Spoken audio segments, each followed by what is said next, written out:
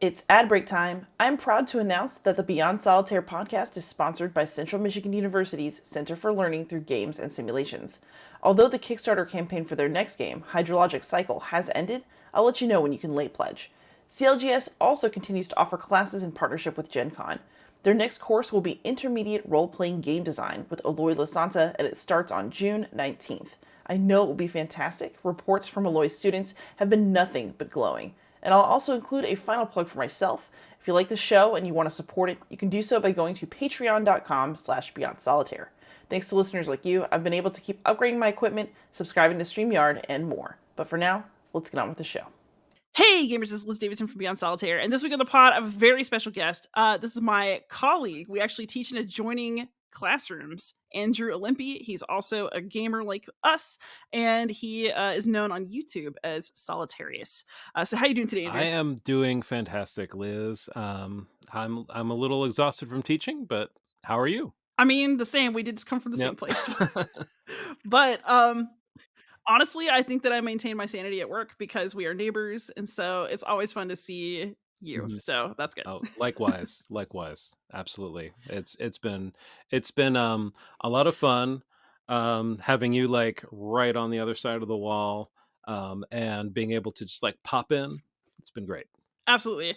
So for those of you who don't know, Andrew and I actually met before he came to the school where I work because he's kind of famous in the Latin world for writing little.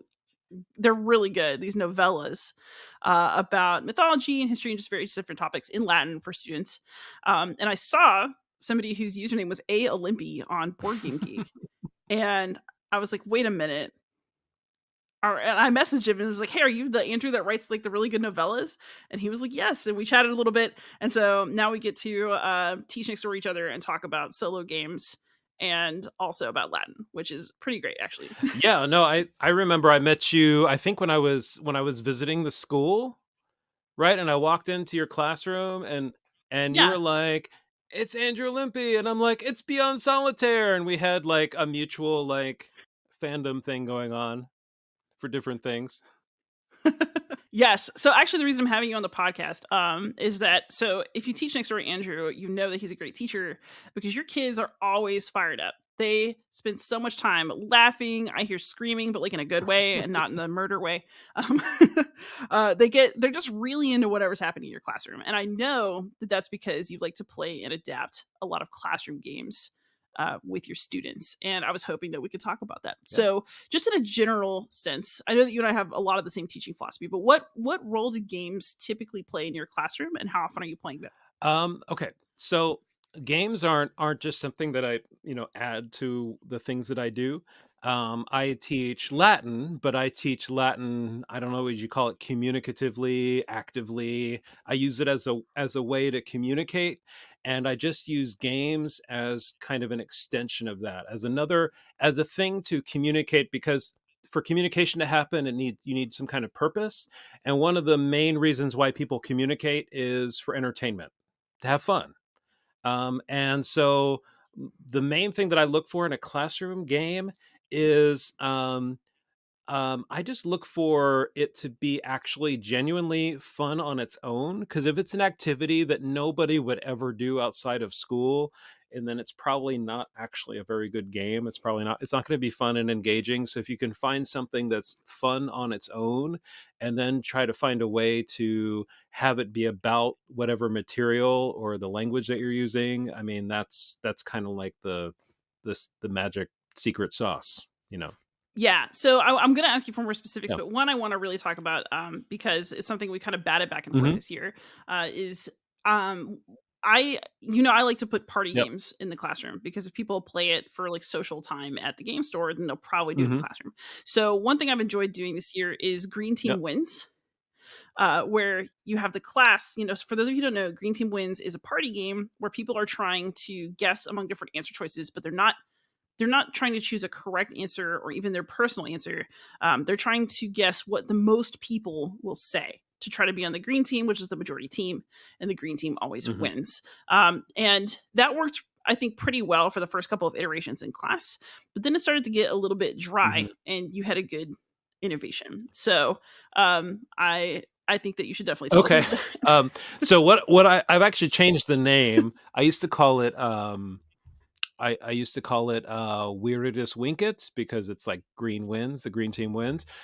However, I just have been calling it Secundus Optimus, which is second is the best, because I've discovered that I had one major problem where if you're playing a game where you win by being in the majority, what's going to happen is kids will just like have their whiteboards and they'll like write an answer and then they'll all just tell each other what they wrote and then everybody just puts the same thing. Like no matter what class I was working with, I would do this and then we'd reveal the boards and everybody would have the same exact answer and it wasn't really like fun. So I stopped playing it for a while until I could like think of a way to do it. And then I think while I decided to play it again, I just decided to try mixing up what you're supposed to guess. So I had the students guess you got points if you had the second most popular answer.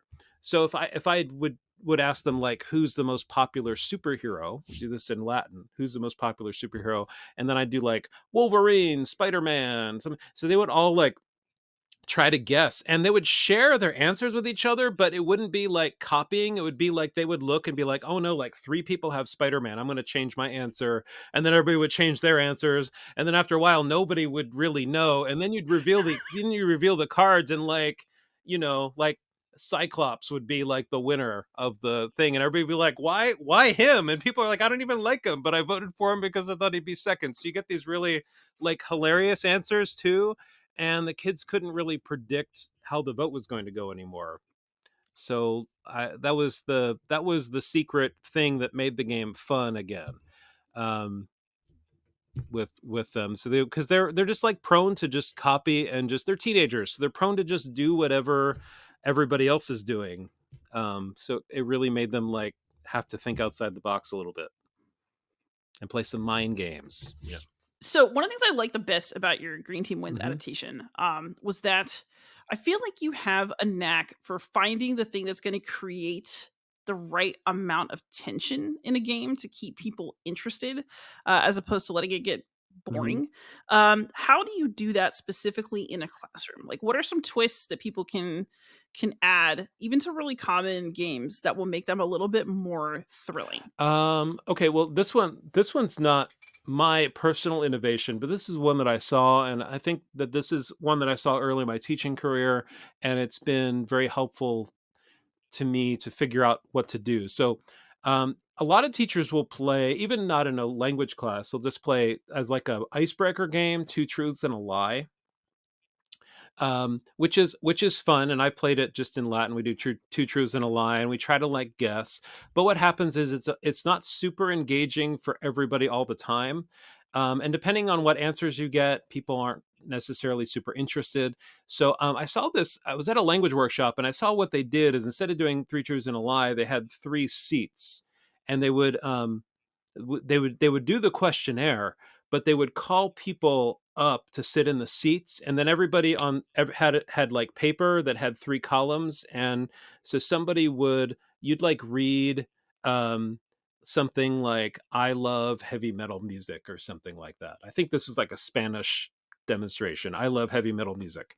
And then he would talk about them and he would name bands and stuff, and then you would write this is Spanish, so I think it was si or no, si or no, si no, and you would write it in the column, and so then everybody would reveal what they had, and then you would find out if you were right or not, and then you could get more complicated, like what is something that you are afraid of, and you have all these options like clowns, snakes, spiders, and you had to like guess who was the one that was afraid of clowns and who was the one that was afraid of spiders, and it really made it more of like an interesting thing because you were like really looking forward to hearing, because you had like a horse in the race, you had like some skin in the game, you were like, I'm going with spiders on this, and then they would like say what it was, and there'd be like cheers and groans in the room as people are like, I thought so, or the occasional surprise where there was one that was like nobody, or all three of them were the same one or something like that. So yeah, so just doing that where you just find a way to keep everybody give everybody in the room like stakes in the game. Like the classic example that would be the opposite of that is like that awful Around the World game that teachers play. Apologies if you're a teacher listening and you love to play this game. Um, it's like trivia, right? You just are like asking kids questions, but it's just two kids against each other. And then if you get the question right, you get to go to the next person. And if you get it wrong, you just like sit down in your seat. And it just kind of favors that one kid who's like really fast on everything. And then after like 4 rounds, people don't even really care or want to play anymore, because you're not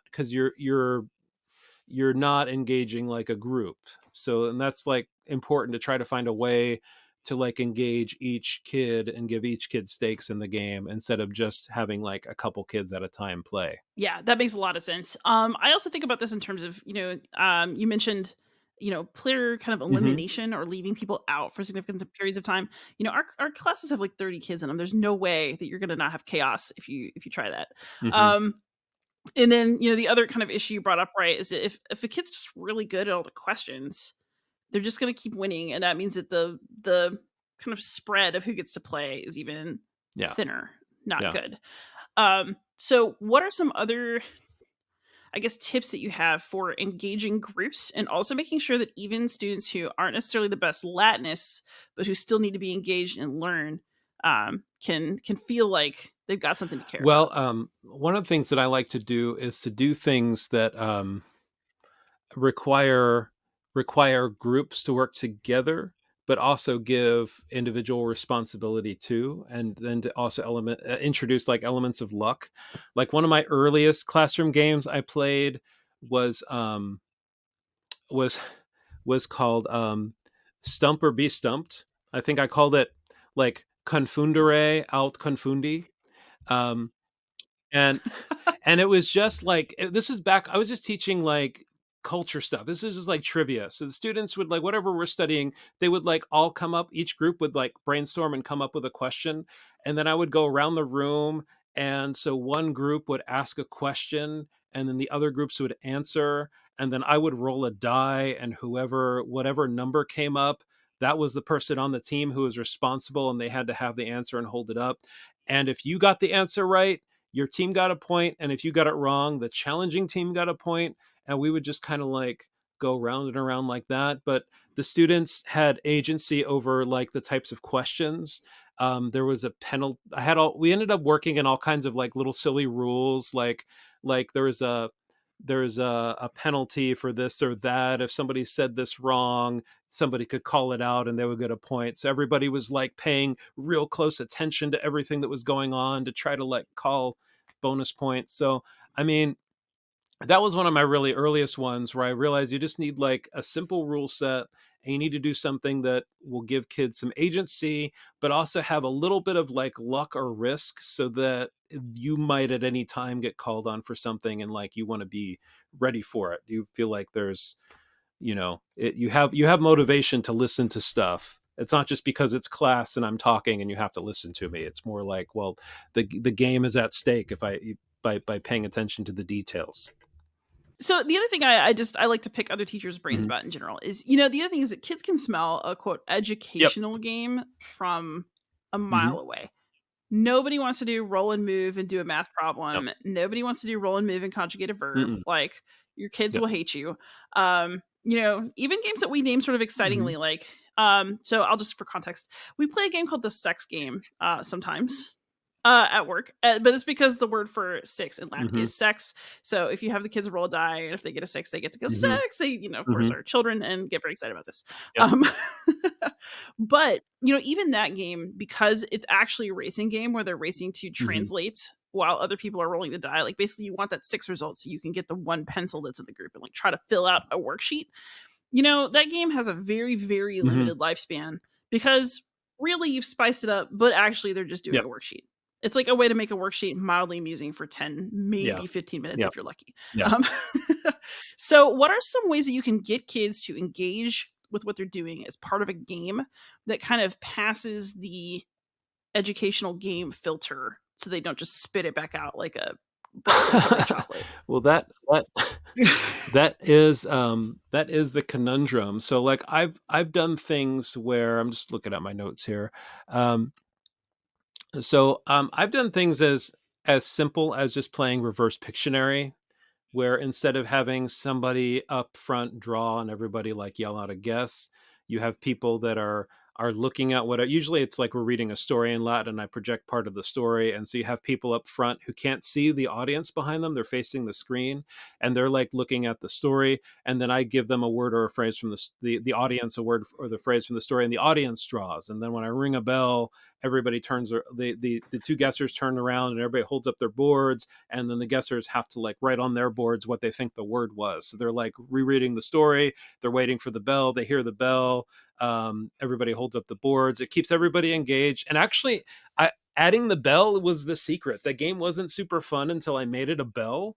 And then like there's something about like the sound, it just like shocks everybody and they're like back into the game again. But it also engages everybody because they're trying to draw, and you don't have to be, and it's low stakes because if a kid doesn't remember a word, they can just like see what the other kids are drawing, and then they'll be like, oh yeah, that's what that means, and then they'll keep going. So yeah, that's a real basic one, because Pictionary is fun to play, but it's a real problem if you have like playing regular Pictionary with like a large group of people, because you're just going to have a few people that yell stuff out. So that was an early one. I didn't make that one up. That was just one I got from somebody. But I added the bell. The bell was apparently very important for that one.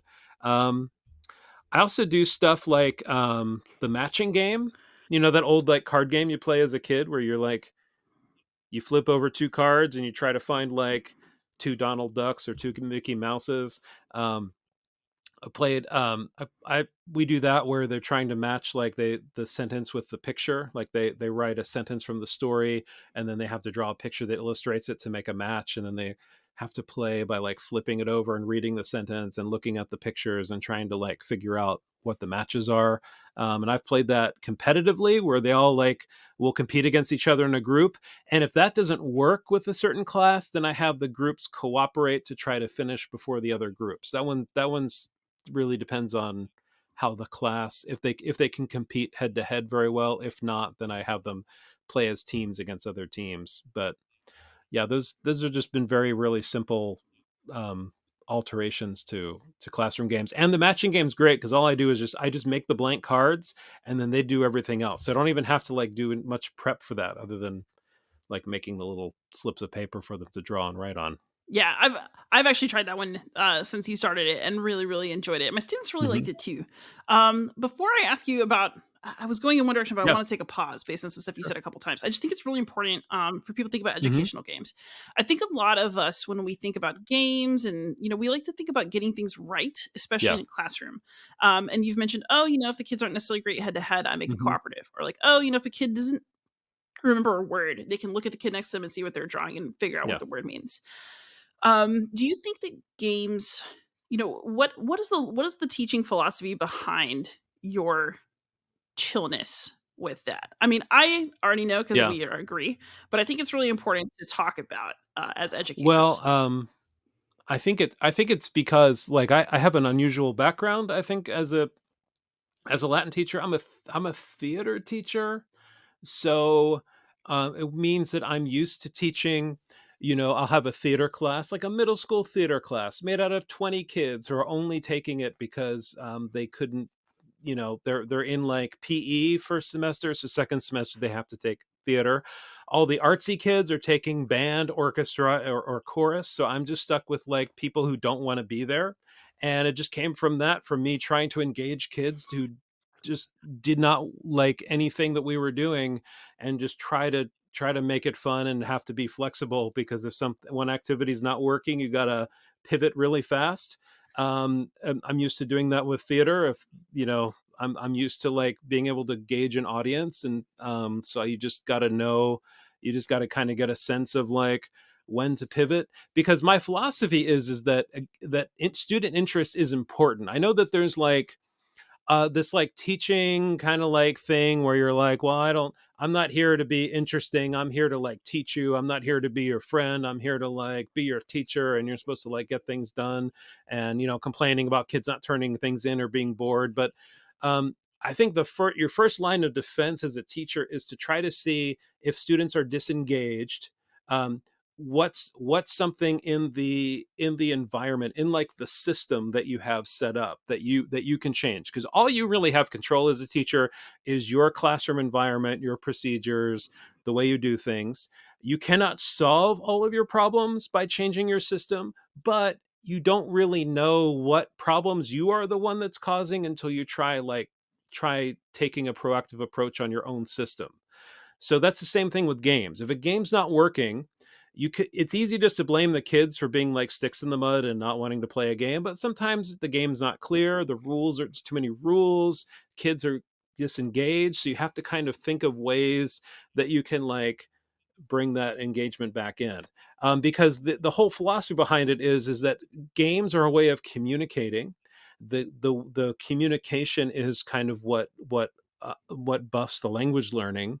And also just it creates, even if you're not teaching a language, the games can create a really fun experience, and that experience is really important for learning. Like as human beings, we like to attach memories and knowledge to experiences and stories and things like that. So it's like, if you want to memorize something, like make it a story.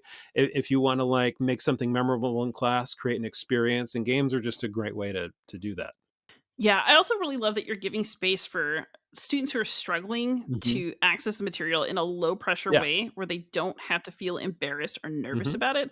I actually think games offer tremendous scope for learning with no Yeah. pressure if you're playing the right kind Hmm. of game. I think it's okay to change games or to expect that kids are going to kind of look and see about Hmm. answers. It's not like you're Yeah. testing them. The game. Because what you want is for them to be in a context where they're picking up the Hmm. word. The point is for them to learn the word, not for them to play the game Yeah. flawlessly. So if they're engaged and there's Latin happening, then the game Yeah. is a success. I wanted, so I think my favorite game that I made this year was it's based on a game called Strip Bingo, which sounds like something you shouldn't be playing in a classroom. But it's where you have like a strip of paper, and so instead of like playing bingo where you cross off words in a grid, you just have a strip of paper, and you're tearing off words or things from either end. So like the two things that are on the end are the things you're looking for, and you're trying to work your way into the middle.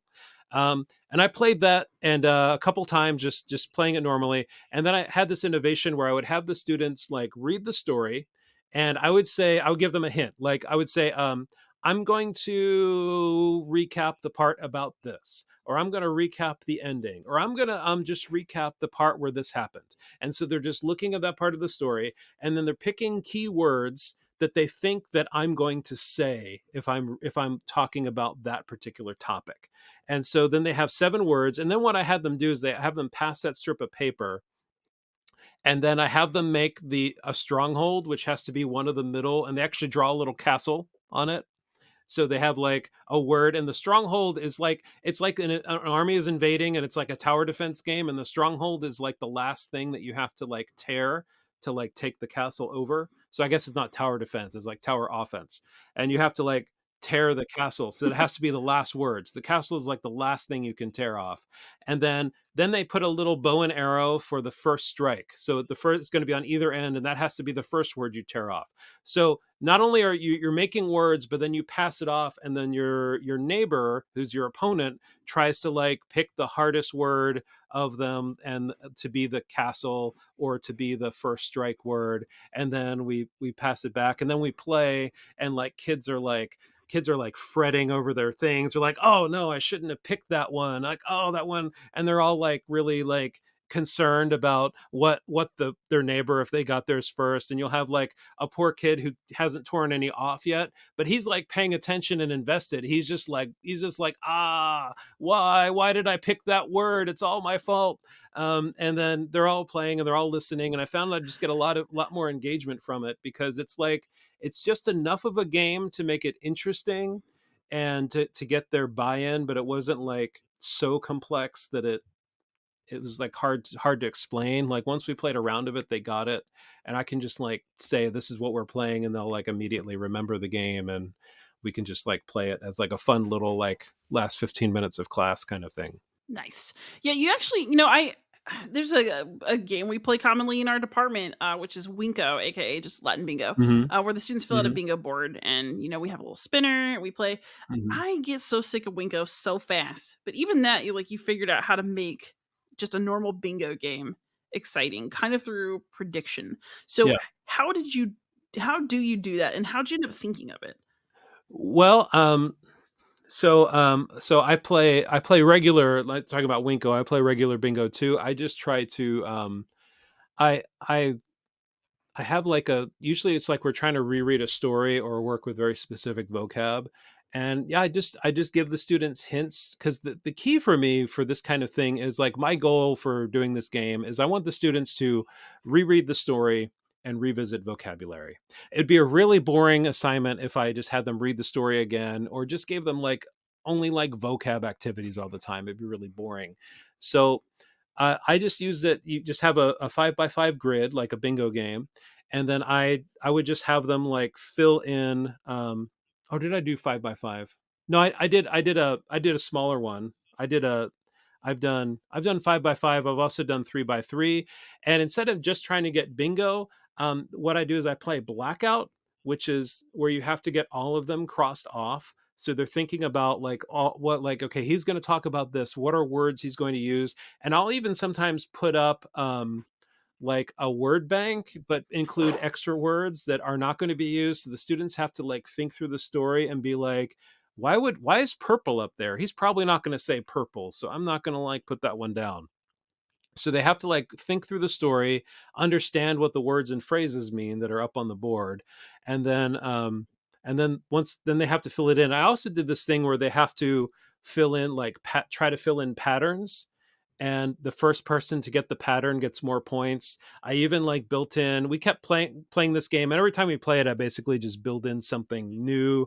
Like they would I also have like bonus words. So if you can guess what one of the first 3 words that I'm going to use is going to be, then you get extra points. So they're trying to like make predictions. They're trying to remember the story, think chronologically, and then try to like make predictions and guesses. And it just makes the game more interesting than if it's just fill out this board with random words, and then I'm just going to call random words, and you're just going to cross them off, which is normally what bingo is. It just makes it a little bit more spicy.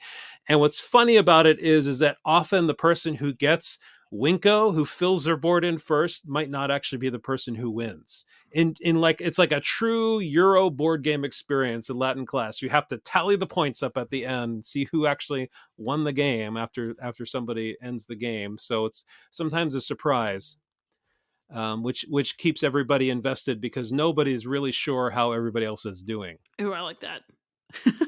Yeah, I think that element of uncertainty, I mean, it works on Mhm. us, Oh, right? yeah. When we're Mhm. playing just any Yeah. game. So, what is the maximum rules complexity that you think is a good idea? And then what's the maximum that you think is possible Oh, for classes that are at our size? um, so what I tend to think just in layers. So, like, just a so I play Clue with my classes, but, we really it's really just the deduction part. So, teams will have cards. Um, I'll have a like a map of like a Roman house or something. Usually I try to tie it into some unit that we're doing. like housing or something. And I have them move around, but like we don't roll a die, and I don't have everybody with their own pawns. We just all move like I have a magnet on a whiteboard, and I just project on the whiteboard, and I move the magnet around. Like this is us moving around. It's very. I just ask them in Latin where they want to move to. They have to move to that room. I don't have like tokens and pawns or things. We just move around the room, and then they each have a card, and the card has all the vocab, like all the questions that I'm going to be asking them on it, so we can kind of like play the game in Latin, and they have all the supports they need to just play. And then we'll just kind of go around the room a couple of times where people are like making a prediction of like, I think Marcus killed so and so with the knife in the garden, and then we'll go around and see if somebody has one of those objects, and then they'll secretly show it, and we just kind of go around like that. So I've been playing that for a long time, but it's a game that some of them are familiar with, but I've noticed a lot of kids aren't. But just having a few rules just that are very clear, like we're going to move here, you have to like move to the room to guess. I'm going to ask you some questions. I just ask them questions so they can get repetitions of like all the vocab and stuff, which is the goal of the activity. And then at the end, we like do a little writing where we write up like the adventure, like who actually ended up being the killer at the end of the game. Ooh, adding the writing on is Yeah. brilliant. So, Not if you just wanna play games out there, but y'all seriously getting kids to write in Latin, we mhm. gotta do it, so Oh yeah. Oh yeah. But I've also played, you know, that game, the four against games, like Four Against the Darkness, and there's one Four Against the Titans. It's kind of like a solo, meant to be like a solo like RPG kind of thing. Like it's like a book with randomly generated like events and monsters and encounters and stuff. I've played that with students before. We played that in a Latin 3 or 4 class once. I just simplified it. I just gave everybody stats. I just made it so that the heroes hit on high numbers and that the villains hit on low numbers. And then when we have an encounter, we just roll dice. I would just roll like 5 or 6. I have these like big dice. I would just roll like 4 or 5 of the dice, and then we would just do a dice draft. And then the monster would get the leftover dice, and we'd see if we defeated it or not. And it was just very simple. But it was very like it was easy because I used the really big dice that everybody could kind of see what was going on. I would just kind of make up a story. If we ran into like a new enemy, like a harpy, we would like stop and like research it, because I made the students have to like find what the weakness of the monster would probably be. Like they had to read about it and then come up with something. They had to tell me, they couldn't just say, I attacked the monster. They had to say like how they were doing it. And then we would like talk it out in Latin and then come up with an attack. And then we roll all the dice and do a dice draft to see if the attack worked. And I didn't kill them. If they got overwhelmed, I just had the thing like laugh at them and run away. And then, you know, it was more of just doing it as an activity and less like, you know, they're just, we're, I was being a nice GM to them. But yeah, so I've done that. That was about the most complex thing I think I've ever done, actually doing a game that had some like rules, like they had stats that somebody on their team had to keep track of, and they would level up, and they would have to like do a dice draft and think about what they were doing. Um, but but it was also with a good class. I was like of the very invested class, and I think with like an upper level class of really invested kids, you know, we could play a more complex game. Um, so I think Clue and Four Against the Titans was about the most complex I've ever tried to play in a classroom. yeah, and I like those adaptations that you're making for large groups because, again, for those of you who are out there, our classes have 25 to 30 Yeah, kids. huge. In some years, we have more than 30, Yep. so lots to look forward to with that.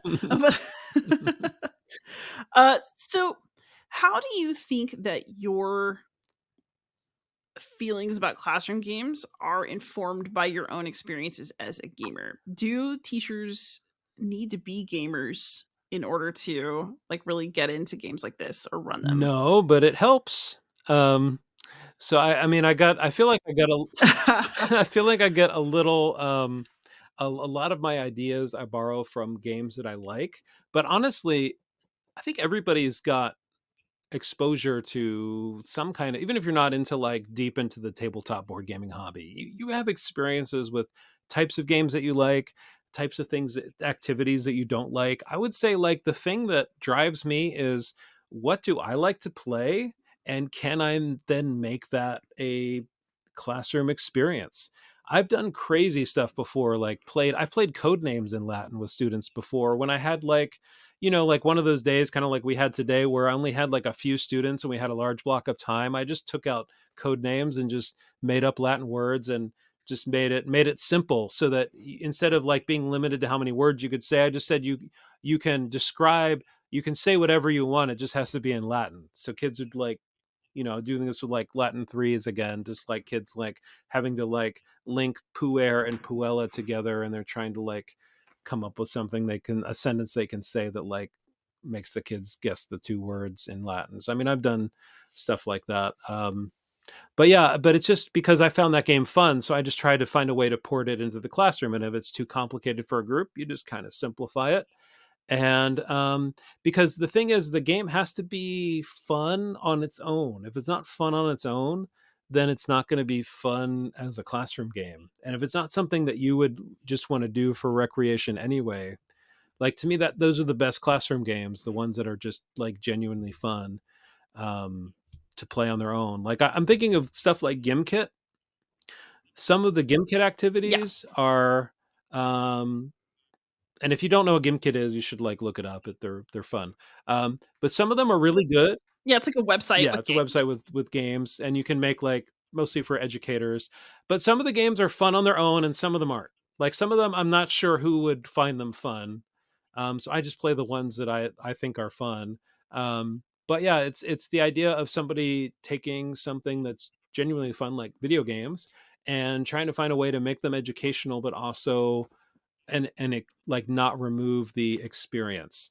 Um, the worst educational experience I've had with an education game is escape rooms. Now I've done several that are really good, um, Mm. but I've done several that are terrible because I did a math escape room once where all we were doing was we had to solve a math problem, and then when we get the answer we'd put the number in, and that would be like the combination, and then that would open up a lock that would give us another math problem.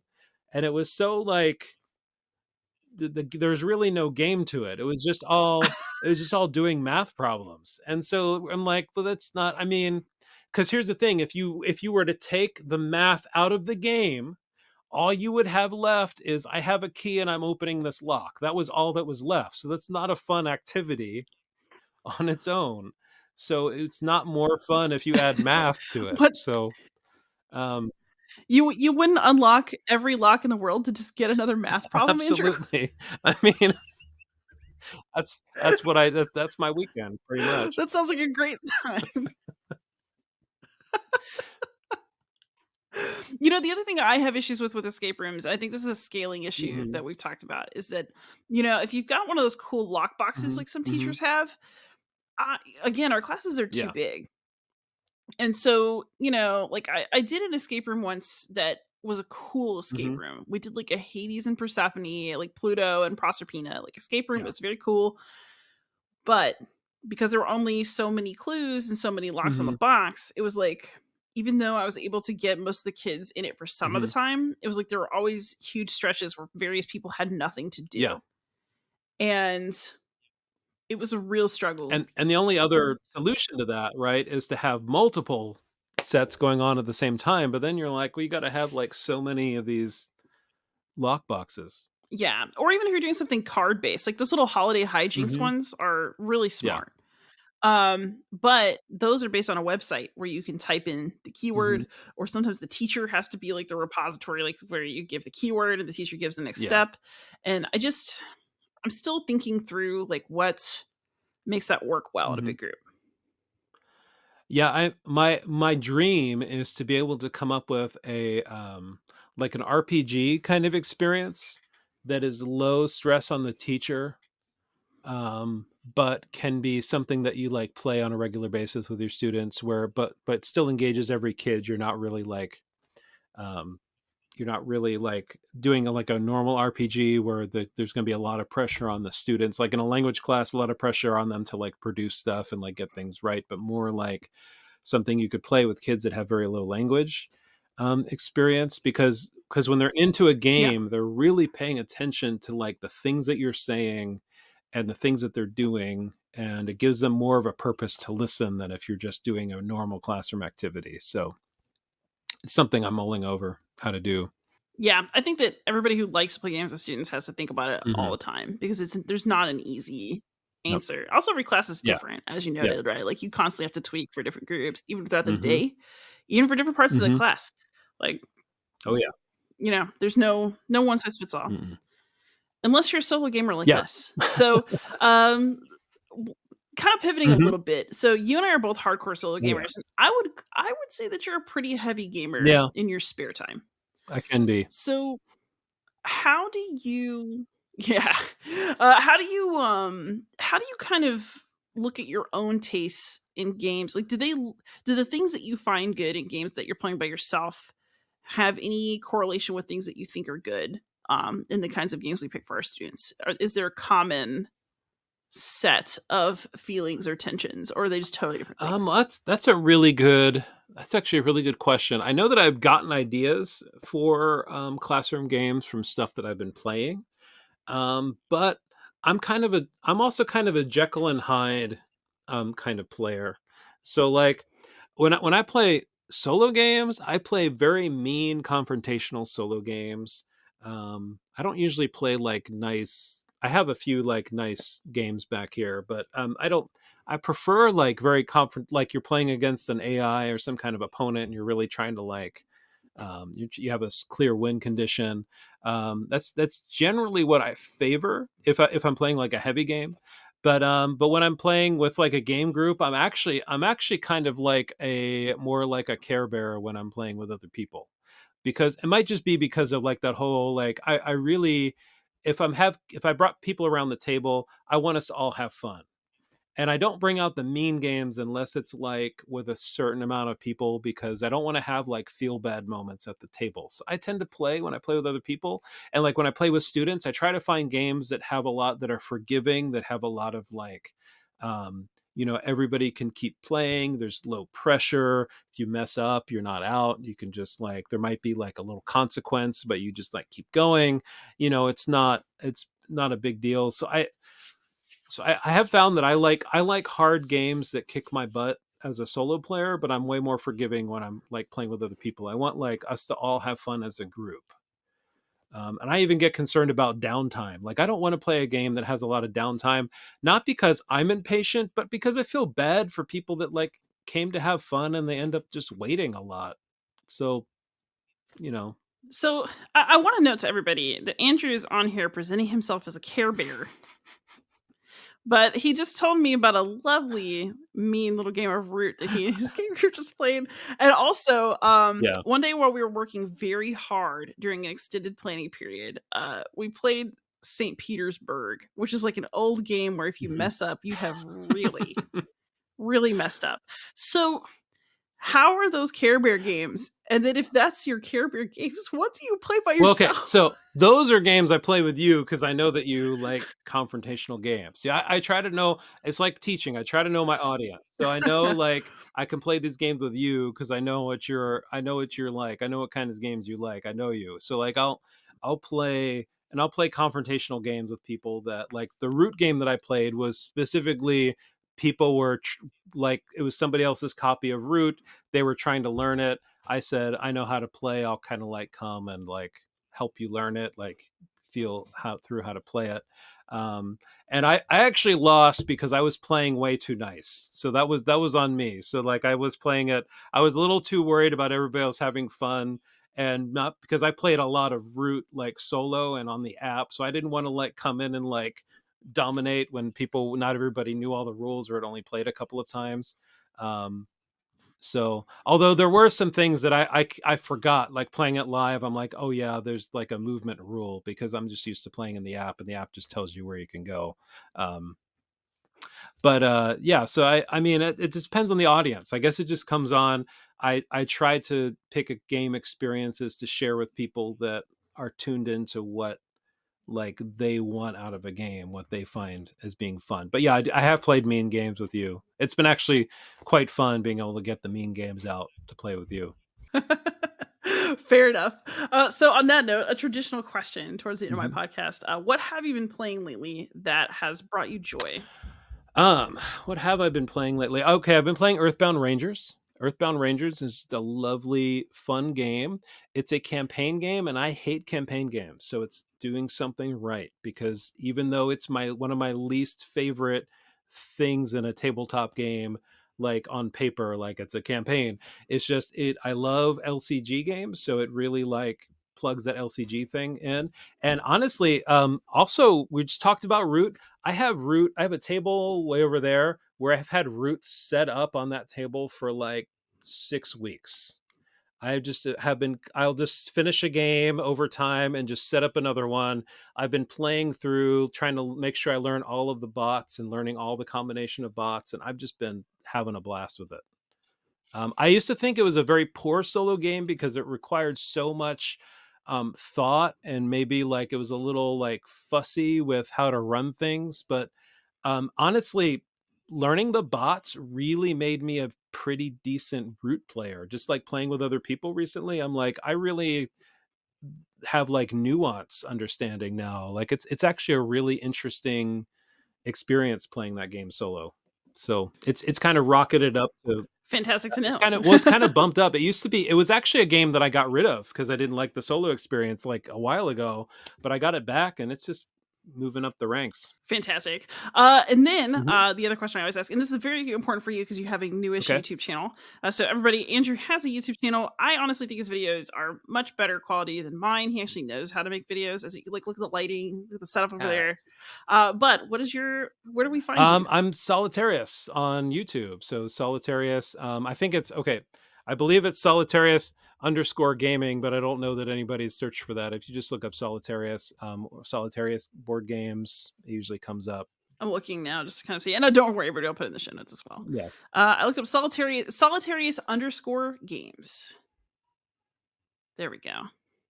And then just because it's a new channel, Mhm. what are you kind of trying to do with the channel and where are you hoping it'll go? Well, what I'm trying to do with the channel is keep myself busy. Well, because I'm a video person. I used to teach video production, and my skills got rusty. So I love board games. So I've discovered that I really like filming board games. I've been in the hobby for like 10 years, and I have played a lot of stuff. And I just like bringing out stuff that I've played, bringing out older games. I like looking at newer games. It's just a way I like tinkering. I like getting a new game and just tinkering with it. Like I love learning a new game, laying it out, doing the setup. So I've just added video to that and it's just made it like a lot of fun. So I've just been doing it because it's just been fun to do. It's been fun to like join two of my hobbies together. Awesome. And then if people want to contact you directly, do you mind getting messages on Board Game No, Geek? not at all. My handle is A Olimpi. Olimpi. It's just my first initial and my last name because I was super creative in like 2015 when I made it. So Hey, you know what? Whatever works. It's how I recognized yeah, you that first time, so it it works works. out. But yeah, I don't think you have. I think you're a good person who's not on social media and just wallowing with the Yep. rest of us. So it's probably Yep. wise. Well, I thought I'd get it on YouTube while it was still new, so get it on the ground floor. So Gotcha. Yeah. And for those of you who know me, I am beyond solitaire, literally everywhere because I am terminally online. So Andrew, I'll see you at work yeah. tomorrow. But thank you so much for coming on. It's been so fun to record with you. And this was Yeah, this was a awesome. lot of fun, Liz. Thanks so much. It was a blast. All right, I'll see you tomorrow when we work really hard while other people are administering the SAT to children. But for those of you who are out there, please like, subscribe, comment, ask questions, and most of all, happy gaming.